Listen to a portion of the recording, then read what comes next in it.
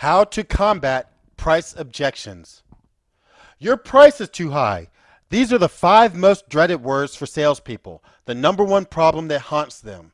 Price objections are a daily reality in sales. You hear lots of them. You're not the first generation of salespeople to deal with price objections, nor will you be the last. The fundamental reality of price objections is that buyers have a closer eye on what they're giving than on what they're receiving. They're thinking more about the money leaving their company than the solution they're receiving from you. They perceive an inequity in what they sacrifice for what they gain. When it comes to countering price objections, you want to have the right frame of mind. One strategy is to slow down the process. Your 2 biggest enemies in dealing with price objections are time and emotion. Buyers know that if they push you on time, you will make an emotional decision that will benefit them. You need time and distance to make a good selling decision. Another strategy to build your confidence is to ask yourself, if my deal is that bad, why am I still in the game? When a customer tells you about the great deal that the competition offers, ask yourself, why didn't the customer jump on that great deal instead of telling me about it? For some reason, the deal stinks and the buyer has decided not to go for it. If that's the case with your buyer, why should you have to be cheaper? In a similar vein, if your product is better than the competition, why should your price have to be lower than the competition? Why shouldn't your quality and service be the standard versus the competitor's price? Remember, there's no such thing as a free lunch. If you offer more, you're completely justified in charging more. Be better prepared to deal with the price objection than the buyer is to object. Be proactive. Anticipate objections positively. Know that you may hear them. Plan accordingly. Whoever is better prepared, you or the buyer, emerges victorious in the negotiation. Ask thought-provoking questions. Whenever you're confronted with a price objection, go to the ask mode versus the tell mode. Determine what the customer is really saying. Probe for the motive behind the objection. For example, you could ask the buyer these questions. When you say we're higher, could you be more specific, please? Or, how is our price higher? Please elaborate for me. Or, what did you anticipate the price to be? Or you can say, is price your only reason for hesitating? Another thing is, when you say our price is higher, what are you comparing it to? And lastly, you can also say, are you talking about the purchase price or the ownership cost? The purpose of your clarifying the price objection is to understand exactly what the buyer is saying. Before you can respond to an objection, you must understand the buyer's point of view. Is this a real or contrived objection? Once you understand exactly what the buyer is saying, you can respond to the price objection in one of several ways outlined. One way is discounts. There are times when you're just going to have to discount.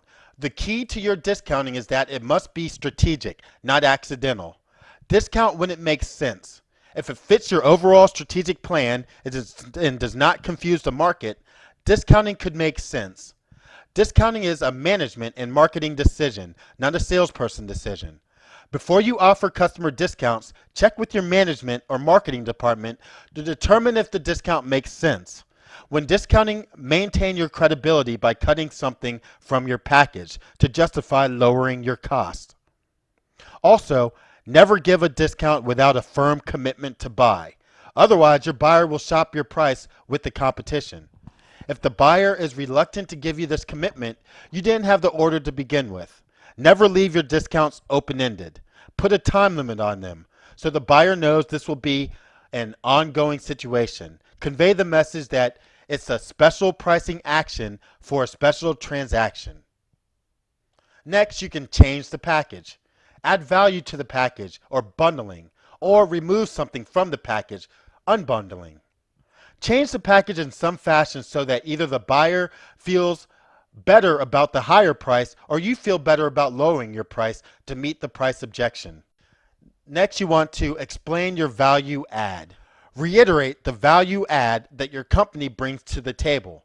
Acknowledge the higher price and use it as a springboard to repeat your value-added benefits. For example, yes, our price is higher, and the reason we're higher in price is that we are higher in every critical area as well. You can't be high in those areas and low in price. It doesn't work that way in business. Explaining your value added is an educational process. You want buyers to realize that paying more means they will receive more benefits. This is a great time to review your VIP list with your buyer. These are all reasons why I believe we are the right choice for your company. Argue your case from the buyer's perspective. Use the reversal. If your back-end value is greater than the competitives, this is the ideal technique to use. For instance, Miss Buyer, if money is your real concern, that's exactly why you need to give our solution another look. When you look at our total value, you'll find the cost to own our product is considerably lower than the competition.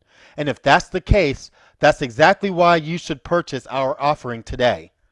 By using the buyer's argument to justify your position, you turned a price objection into a money justification. Next, you want to reassure the buyer. Buyers need assurance. They want assurance from you that paying more is a good idea. You can transmit this assurance in a number of ways. Some salespeople offer a personal guarantee. This makes great sense when the buyer knows that you plan to be in your territory for some time and you have to either deliver on your promises or suffer the consequences. Referring to the warranty or guarantee that your company offers is another way to reassure the buyer. Remember, however, that any time you stress your guarantee or product warranties, you want to promise complete buyer satisfaction, not just remedial action for the problem. And last, deal with them later. There are times when buyers simply want to think aloud. A buyer may raise a price reservation early in the conversation, but really not expect you to do anything about it. In this circumstance, you're better off not acknowledging it one way or the other. If it surfaces again later in the sales call, you will know it was a legitimate objection. Otherwise, it could be something as simple as the person thinking aloud. Salespeople live with price objections daily. For many salespeople, price resistance is the greatest obstacle they fight.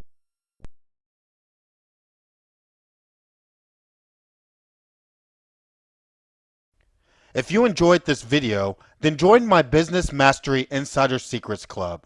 There you'll have access to all my business mastery systems, over 1,000 business strategy videos, over 100 hours of Business Mastery University courses. You'll access my 10 business assessment tools, my 12 business planning tools, the Small Business Makeover, the 120-day performance challenge, the 6-month internet blueprint, thousands of business articles, over 700 business templates, and over 100 of my favorite business strategy ebooks. All of this for just $29 a month for a limited time. So join now.